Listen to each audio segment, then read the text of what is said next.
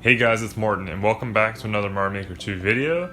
We are continuing through my playthrough of my Super World to do developer commentary, and we're on World 4. This series is to hopefully give you guys some insight into the level making process, and also to showcase my levels and give you the hot lore on them. So we're jumping right into 4.1, which is Saw C. World 4, as you saw from the world map, it's a water world, and we don't really have a water world on the world map, so I used the grassland and pretty much took out all of the grass except for a few islands, which we'll come to later. But this level is pretty inspired by the level in Donkey Kong Country 1 for the SNES called Poison Pond, which has a lot of like sort of grinder. I think they're called grinders, or these are grinders. I don't know. Bunch of saw-like things in the ocean. So I took that idea, and it seemed good enough, so I went with that. Over here you can get a dry bone shell. It gives you a bit more momentum or better control in the water because we don't have the frog suit in Mario 1. So it's like a little power up to give you a little bit of maneuverability. We lost it there, so that sucks, but it's okay. The lore for this level is that Iggy is like clearing out the ocean, right? We'll see that more in the second level, but this is kind of like the start of his plans. He's killing all the fish here. So once you get to this part of the level, there's a bunch of fish, and this is also inspired from Poison Pond and DKC because there's a bunch of random fish at the end of the level. But as we saw, that red coin was a little bit dangerous. So like you can get through this level pretty easily, but if you're going for 100% and getting all those red coins, it's going to be a little bit challenging. And again, in my Super World, the red coins are optional, and we just get hit by that saw, which kind of sucks. But I use the red coins as a way to just reward the player for spending more time in the level, like checking things out, because otherwise you're going to be going through it pretty fast, which is okay, because everyone plays the game differently. So we're just going to disregard that red coin this time and continue talking about the hot lore. So basically, the fish go through the saws, but in the lore, Iggy is like clearing out the ocean. He wants something that's at the bottom of the ocean, right? So he's killing all the fish that's in his way, and we'll see in the next level, but he's kind of digging out the ocean. So I guess you could say that the saws are digging out this big open space as well. Because Mario is kind of limited in terms of his water movement compared to like a game like Tropical Freeze, which has really good water movement. That's why I had the dry bone shell, but also I use a lot of things on tracks. So you see this level, you have a bunch of saws on the tracks, and later on in the third level, you'll see that I have bloopers on tracks, and it's because it's easier to control the obstacles, because if you just have things in the water, it's a lot harder to have more control over it. So you kick the fish off the world map, showing you that the fish are pretty much dead. And as you see, we have a few islands, but it's pretty much ocean because it's the water world. So now we're jumping into level 2. This level is called Pipe Pacifica, and I made this one, and I'm pretty proud of it. It's a little bit wacky, but I think once I explain it, you'll like it. So we have a bunch of pipes in here, and you'll notice that there's boxes. Boxes float to the top of the map. In the underwater style. So when you see this power up right here, you see that there's a box under it, and this is to teach the player that you have to pick up and move the box to get the power up, because the boxes will play a pivotal role in the actual level. You have a few fish, which kind of connects the level to the one previously, and then as you see right there, there is a box that kind of floated up to the surface and blocked that pipe because a bomb was about to go out of that. That is to teach you the level gimmick of the level, which is that you can block pipes with the crates. So as you see here, you just place that in front of it, and then the bombs will no longer fall because the pipe is clogged, allowing you to swim upwards. And this is pretty much the core principle for the level. You can actually go through this pipe to get a red coin, and these bombs you actually have to swim underneath because there is no crate. But I think it was really cool. Like, I was just messing around, and it's really hard to make water levels in general, and the 3D World water theme is probably the hardest one to actually design for, you know what I mean? So I was like, well, it's kind of interesting that you can clog these pipes. So like, especially with the red pipes, you cannot go underneath them, so you actually have to clog them. So you gotta sneak up in there and then put a little crate, and then that'll block it off. So here we have a clear pipe. You can't go in it yourself, but you can throw a crate in there, and sometimes it bounces back. It can be a little bit weird, but if we can get it in there, it bounced back again. It will clog the pipe, and then as you see down here where that bonus room was, the yellow pipes, they're fast, but they give you enough time to go through them. So what this one is, like, that first pipe, you couldn't go through it, you just had to throw through it. but I wanted to expand on the level gimmick a bit, and I'll show you that. So you sent that crate through the pipe, and you did that before, but you didn't need it. You didn't need that singular box again. But when you go through this one, you can't really go back to where you were before and get more crates, which means you're stuck with the crate you have now. So instead of the level gimmick being the same and taking another crate and clogging this pipe, you get to use the one that you already used, and then once you do that, you kind of become trapped. Like, the pipe becomes unclogged, so you have to use what you have to re-clog the next pipe. It's a little bit weird, but I thought it was like the best way that I could naturally expand upon the level gimmick. So now we have more yellow pipes with more bombs. I'll give you a power up because this level's pretty easy. Like, the gimmick is a little bit janky, you know what I mean? But it's kind of cool for what it is. And here I use the snake block as like a little roof, so you can go underneath the red pipes that you don't have a crate for, because there's just too many to do. So then I expand upon the gimmick where I make you do both things. You get on the snake block, right, to go underneath the red pipes. This is probably the best use for snake blocks, because actually riding them kind of sucks. Then you clog this pipe. I got hit, but... and then you're gonna round it off by, you see like this one pipe is up there. You cannot physically get to it to clog it, so you have to use the clear pipe. And I wish there was a way to make it so you could like more easily throw something into a clear pipe, like if we had one ways. But the fact of the matter is that you have to put an icicle into it, otherwise the player will be able to go into it and then kind of cheese it. But that's the level. You come in here, if you have all the red coins, it takes you to the top of the goalpost. There's no special bonus room, but that is technically 100%. Then we round out the level with more pipes, and then kind of showing you the bombs. The hot lore for that level was that Iggy is the one sending the bombs to the bottom of the ocean. Basically, he's carving it out to look for lost treasure. There's like a lost city somewhere in this ocean, kind of inspired by that Atlantis motif, you know what I mean? And Iggy wants that power or like treasure for himself. So now we're going into the third level, which is called Blooper Blockade. This level's pretty fun. It's very similar to the first level in terms of all of the obstacles being on tracks. It doesn't have that much hot lore. This world went through a few revisions. Like Pipe Pacifica wasn't originally the first level, and I had some bloopers in the original second level. But the lore is that once you're in the ocean, the animals kind of don't take a good look at you. Like, they don't like you. So the bloopers think Mario is the enemy. They don't realize that Iggy is the one kind of disturbing the ocean. It's like all the sea creatures think the one that you're responsible, you know what I mean? So all these bloopers start coming down from the ceiling. I use tracks to make the bloopers fall from the ceiling, otherwise they just swim around on their own. And when they fall, they kind of serve as an obstacle. But most of them just are on tracks that you have to kind of swim through with a well-timed thing. And crevices like this, you have to go down into so you avoid the big bloopers. Bloopers with wings obviously go faster, so I got hit by that one. So there's a little bit of variability with the size and speed that you can make the bloopers be. Because there's a lot to talk about, I think I'll keep going even though we just died. As you see, like, there's the ones falling. That's to make you go fast. Because it is an auto scroll, so you can kind of approach this various ways. So if you're going fast, the bloopers will like kind of keep you from going too fast and too far into the level. But if you're going too slow, they'll actually come down and kill you to punish you. And then now that we've made it past the wing bloopers, we have this final little triangle thing.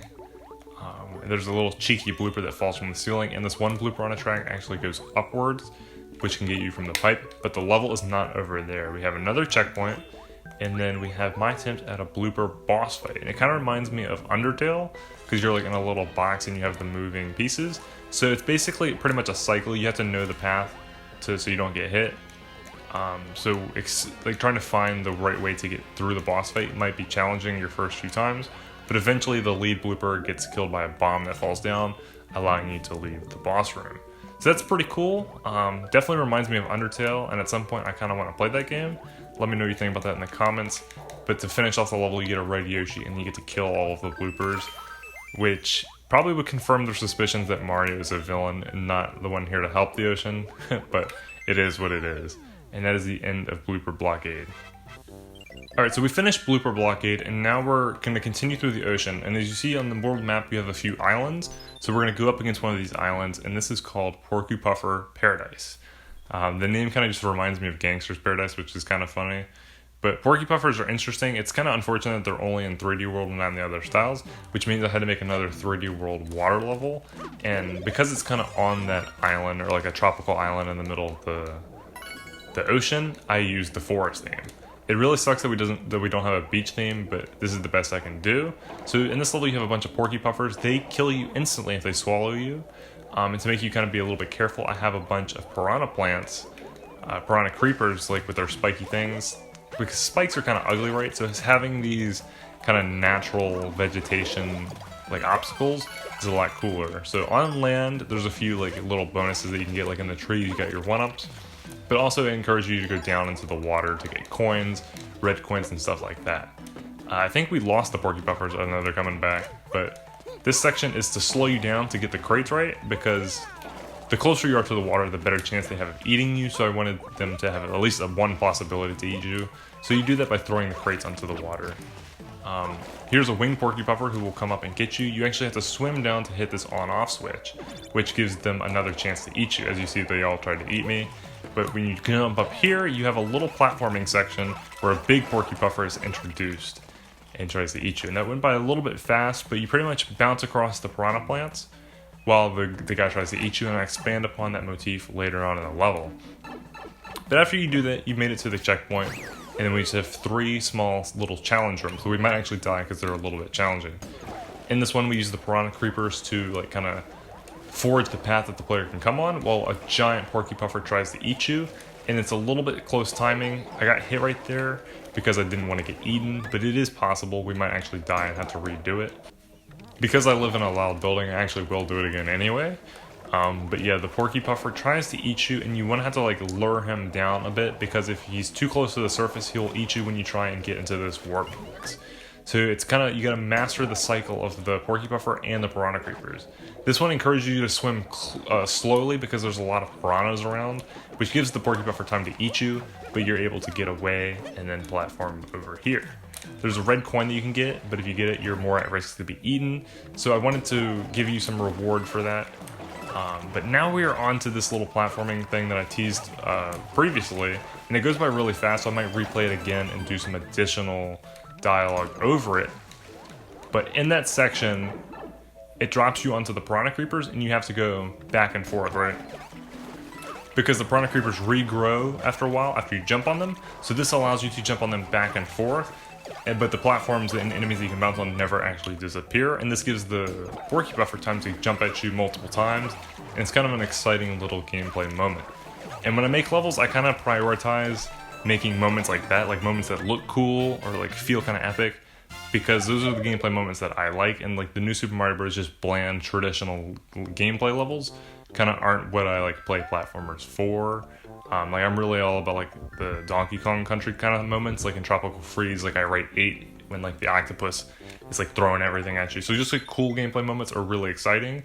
And in Mario Maker, they're kind of hard to make and are often sometimes jank, but I try to make them as best as possible. So now we are on Atlantean Assault, which is the final level of the world, and this is where the Lost City, or like the treasure, is found. And the Lost City is being guarded by these thwomps. They're like the guardians of the temple, guardians of the treasure, guardians of whatever like this Atlantis place is. So it's another water level, but you use the thwomps vertically and horizontally to get some interesting results, right? And we're almost done with the first section. Like there's not that much to the first section. Most of the challenge level comes from the second section. But you see the bombs. The bombs are here for the hot lore to show you that Iggy has blasted his way into this place. Like you see like the part of the level where I am right now, it doesn't look natural. It looks like it has been exploded. And like he's like, this place was not meant to be disturbed, but Iggy has disturbed it. So you see there's more bombs exploding, and here is Iggy himself. There is a boss fight to this level, but I kind of treat this section as a boss fight as well. He's on a track shooting at you, and you have to navigate avoiding his thing as well as all of the temple guardians at the same time. And it's an auto scroll. It's a little bit slow, but it kind of controls your pace, so you don't go too fast, you don't go too slow. You want to be going appropriately to be with Iggy, but you don't want to be far away from him. Like obviously you don't want him to get off screen, so the auto scroll helps you kind of control that. And then there's more bombs to continue with that level theme. Kind of goes back to Pipe Pacifica actually. This is a bit tense, so I don't know if we'll actually be able to get through it on the first try. I hope so. There's lots of little... Okay, Iggy got us because his cycle was bad, because either we weren't swimming fast enough or we were swimming too slow. So we want to really get into this hole and maybe let Iggy shoot at that. We might be able to... No, we were struck again. That part might actually be the jankiest part of the level. Alright, I got kind of frustrated with my own level. I died to it a bunch, and I don't have a lot of time to make this video. Kind of playing the same thing over and over again in Mario Maker is kind of frustrating. But here's the end of the level during that sequence. I might actually have to change that because it was kind of frustrating to get past too. But you go down to this hole while the thwomp comes at you, and then kind of like the snake blocks in Pipe Pacifica, this thwomp will block this red pipe, allowing you to go underneath of it. Otherwise bombs would just be coming out, and then you have another little crevice that you go into before you go into the pipe. So we're going to pick up right here. You pretty much saw all of the sequence except for that last bit, and now we're on to the actual boss fight of the level and the world. So you jump into here. It's not your traditional boss fight because it's underwater. It's more of like a puzzle boss fight. As you can see, you get the Shelmet, you see Iggy up there, and you're presented with a singular thwomp. So you're like, what do you do? Well, you want to push the thwomp up with the Shelmet onto these semi-solids to move his height position, right? And then there is a fire bar up here, so I'm being a little bit careful. There it is. So you're going to come up here, and then you're going to hit this snake block, and that'll push the thwomp around so you can actually move it differently. And they're coded by the number of coins on it. So you see there's 2 coins on this snake block. That means once he's on the semi-solid with 2 coins, then you hit that one. The first semi-solid had 1 coin. There's really not a good way to indicate that in Mario Maker, but that was the best I could think of. You have bloopers on the side to kind of show the bloopers from earlier in the world. And then a few bloopers come out of a pipe at the top as well.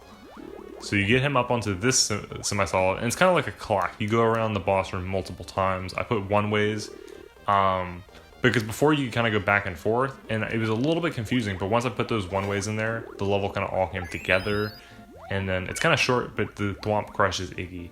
It's not your traditional boss fight, right?